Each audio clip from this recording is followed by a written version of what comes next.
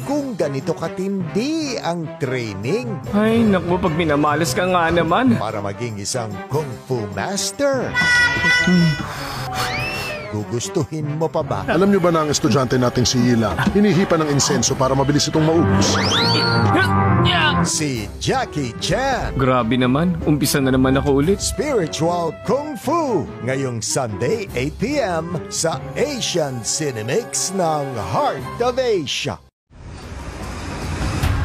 Isa siyang diligent martial arts student. Mali na naman ako, umpisa na naman ulit. Or not? Grabe, sarap nito. Huwag niyong sasabihin na ako ang kumuha ng alagang manok ni Maestro.